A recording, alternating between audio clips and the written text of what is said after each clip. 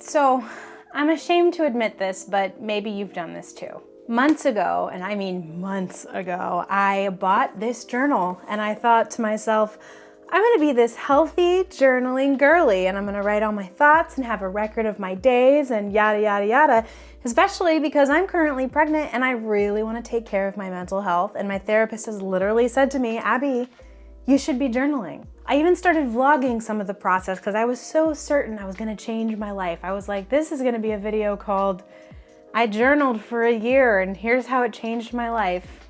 I thought that I was gonna make that video. And you probably know where this is going. I would skip a day and think to myself, you know what? What's the harm? It's just one day. Then a day becomes a week, and before you know it, there are months and months between each entry. The crazy thing about this is journaling is scientifically proven to improve your mental and physical health, reduce depression and anxiety, help your memory, and cultivate gratitude. But I know I'm not alone in that even though you know something's good for you, it's hard to do it consistently. And the main reason for this is fear. Fear that you're not doing it right, fear that somebody's gonna see it, or what I think it is for me, fear of what I'm gonna discover about myself and then the feelings that that's gonna bring up. So in this video, I'm exploring 5 ways to make this practice easier for you so that we can all actually experience the amazing benefits of journaling. Starting with one of the biggest hurdles that stops us dead in our tracks. You finally sit down with your journal and pen, making time for this thing that you desperately want to become a habit. But then nothing comes into your mind. Or even worse, everything comes into your mind and you don't even know where to start. So I turned to the expert in creative blocks like this, Julia Cameron, the author of the best-selling book, The Artist's Way. This book and the practices in it have helped hundreds of thousands of people get over their creative burnout. And the #1 tool she suggests to do this is morning pages. The concept is simple. It's just 3 pages of stream of consciousness writing. It's not supposed to be anything other than just a dump of whatever comes to mind. Nothing is too silly or petty or weird. It's not meant to be this like artistic expression of your creative genius and your deep inner thoughts. The point is to get into the practice of ignoring the enemy to all journalers, the censor. Dun, dun, dun. In other words, that internal critic in our left brain that says, hey, that is so dumb. Why are you writing that? If someone you know read this, they'd stop talking to you forever. You're so stupid. You're really bad at this.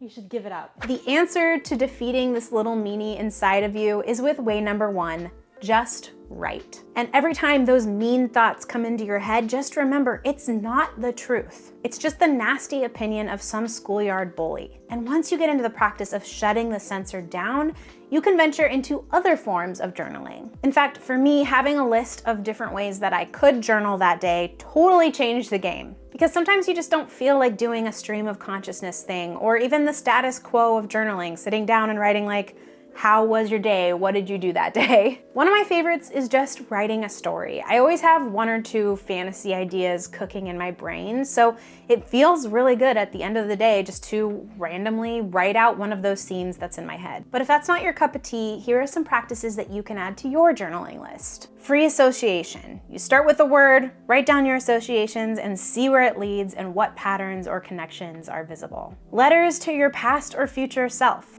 Analysis of a dream you recently had. Pick a famous painting, stare at it, and write about how it makes you feel. Imagine that you've arrived at a closed door. What does it look like, and what's on the other side? I would love to hear your ideas too, because the reality is there's so many different ways that you can journal. So if you could put them in the comments so that we can all benefit from them, that would be super awesome.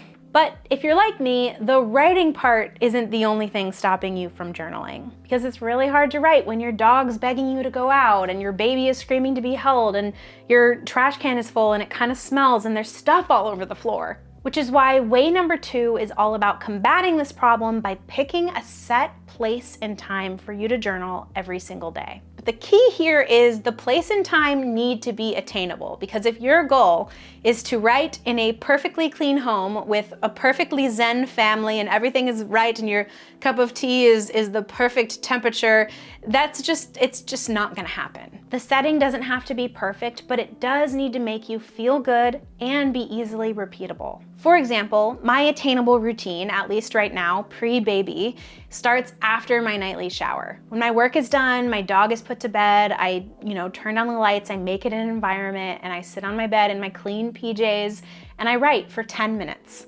That's it. That's the place and time that I journal right now. Because my apartment's not always clean and there's always distractions, but what I can control is I can make this bed so it feels like a clean space to be on, and I can shut the door and I can light a candle so that I have some degree of peace and cleanliness so that I can sit and write. For you, you could find a quiet place to write during your lunch break, or even wake up 10 minutes earlier so that everyone else is asleep and you can have a little bit more of a peaceful environment to write. At the end of the day, it really is what works best for you to get you into the zone. Because the whole point of journaling is doing good things for yourself. It's not trying to live up to expectations of other people. As an overachiever and an Enneagram 3, I sometimes get lost in the accomplishment of a habit, even if that habit is supposed to be about self-care. So much so that if I don't do it, I shame myself. Like, you didn't journal today, you suck, Abby. But that kind of negates the entire point of journaling, to take care of yourself. So isn't it also an act of self-care to allow yourself to be inconsistent? The truth is, it's gonna be easier to get back on the horse if you're kind to yourself about it. It's kind of like how people talk about dieting. If you mess up your diet and eat a bunch of donuts or whatever,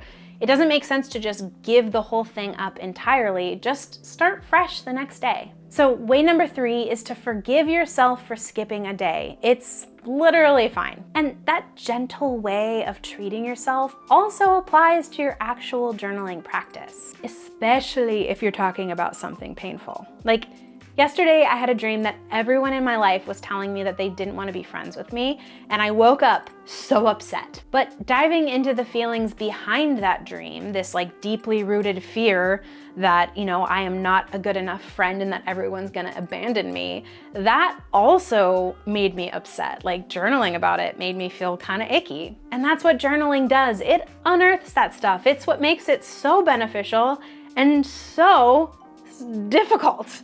So way number 4 is to be gentle with yourself throughout the journaling process. It is not easy, all right, but it is worth it. I just don't want you to beat yourself up about it though. So if a journaling session makes you cry, take it easy. Maybe write a fantasy story the next couple of times you're journaling. Make a list of things that make you happy or things that you're grateful for. You're doing what needs to be done, but also you probably deserve some ice cream or a little treat. So you can just go run to the kitchen and get yourself that. But you might be asking, how can I keep motivating myself to do this if it's bringing up all of this stuff? That's the main problem I was struggling with. I was like, oh, I don't want to feel this way. So what is the motivation here to keep going? And to that question, I think it's best to look at the science. Because at the core of maintaining a habit is reflection. It's a fundamental idea in CBT, or cognitive behavioral therapy. Paying attention to how things make you feel. Dr. Sanam Hafiz, a neuropsychologist, says it's the best hack for changing preset behaviors. So way number 5 is to notice how you feel after you've journaled. Because once you see the patterns of the benefits of journaling, you start to form a belief in yourself and in the practice that it is doing good things for you. And you can do this when you're not journaling too. If you haven't touched your journal in 2 weeks, reflect on how that makes you feel. But journaling isn't the only way you can take care of yourself. In this next video, I explore how creative and cozy hobbies can improve your stress levels and fight burnout. Plus, I'll show you how to practically implement them into your daily life.